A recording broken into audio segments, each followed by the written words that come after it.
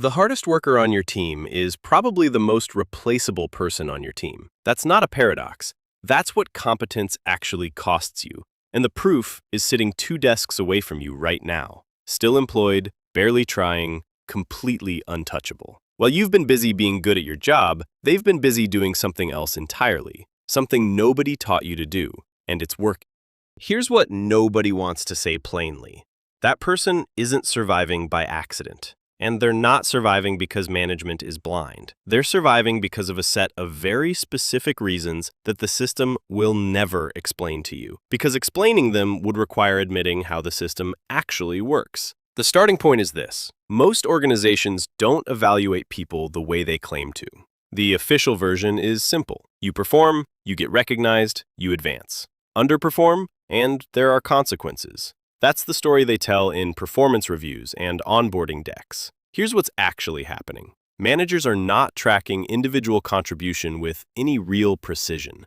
They're operating on impression, on a persistent, largely unconscious sense of who causes problems and who doesn't. And that single distinction, problem creator versus non-problem, is carrying far more weight than your output ever will.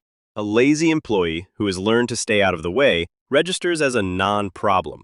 They're not in conflicts, they're not missing the deadlines anyone is actually watching, they're not generating the kind of friction that lands on a manager's desk and demands a response. They're just quietly present, while you quietly do the work.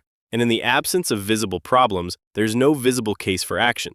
So the manager moves on to whatever actually needs their attention. The lazy colleague survives another quarter, then another, until their presence becomes the baseline, and removing them starts to feel like the disruption, not them.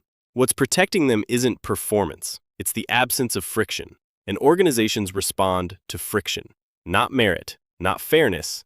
The second layer is where your cost becomes most concrete, because here's what happens on any team that has one of these people on it, and it happens without anyone deciding it should. The work doesn't vanish when the lazy person doesn't do it. It moves. Quietly, informally, in ways that never get documented or acknowledged. A deadline appears, and you cover it. A gap opens in a deliverable, and you fill it. A client needs a response, and you handle it, because waiting for them is a risk you can't afford. And because you're reliable, because stepping in is simply what you do, everything gets done, and nobody above you ever sees how close it came to not getting done. That's the cost landing in real time. Your reliability is functioning as a roof over their failure. You're spending your energy, your capacity, your bandwidth, and the system is logging none of it because the outcome looks clean. They don't get exposed. You don't get credited. And the gap between what you're carrying and what anyone believes you're carrying widens every single time you cover without anyone knowing you covered. The third piece is one most people find uncomfortable to admit. Lazy people are frequently excellent at one specific thing, not their job, managing the impression they leave on the people who have the power to keep them. They've concentrated their energy almost entirely there, while redistributing the actual execution to everyone around them. From a distance, this person looks engaged. They're visible in the hallway, they're present at the team lunch, the informal conversation before the meeting starts, the moment when someone from leadership walks through. They know names. They ask questions. They create a feeling of investment and presence that travels upward through the organization and settles into the perception of people who will never see what they actually produce. And while that's happening, you're at your desk, executing, delivering, doing the work that justifies everyone's employment. Except the people forming opinions about your future aren't watching you at your desk. They're collecting impressions in the spaces between the scheduled events. And that's a court the lazy colleague has been playing while you weren't even in the building.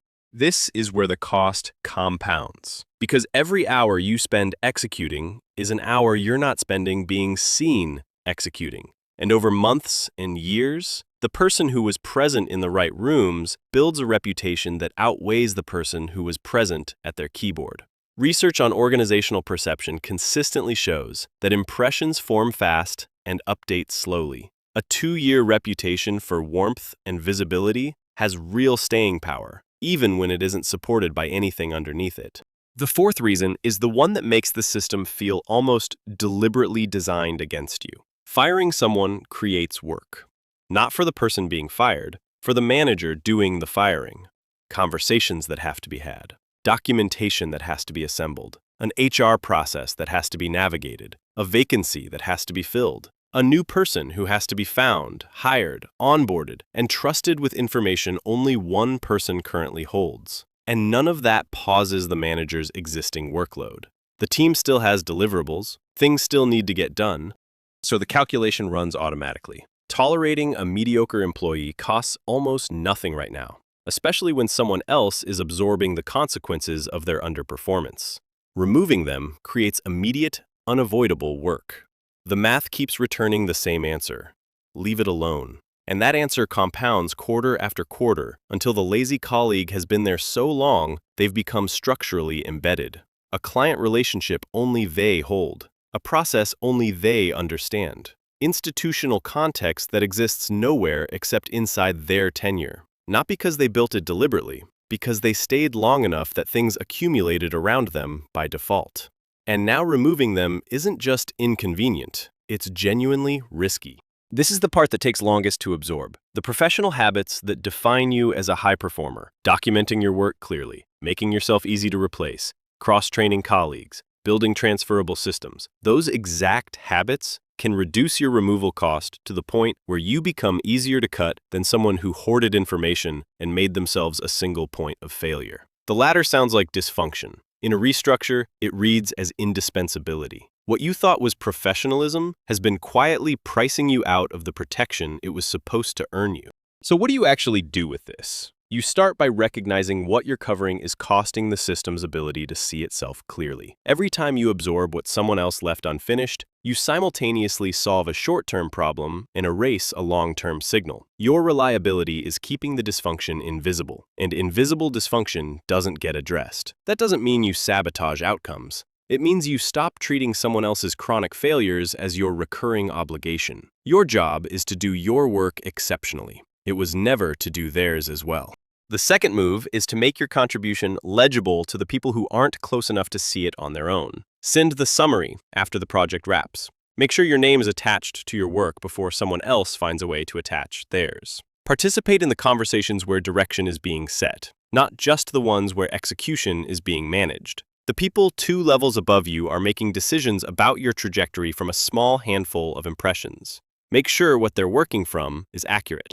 The third move is to stop expecting that better performance will fix a problem that isn't about performance. What you're navigating is structural, and structural problems don't yield to individual excellence. They yield to positioning, to visibility, to building a reputation that exists beyond the narrow orbit of your immediate role. These moves feel uncomfortable to people wired for execution. They feel like politics. But staying in the execution lane while someone else manages the perception lane is precisely how you end up absorbing all the cost and receiving none of the credit. Here's what it comes down to. That colleague isn't still employed because nobody noticed.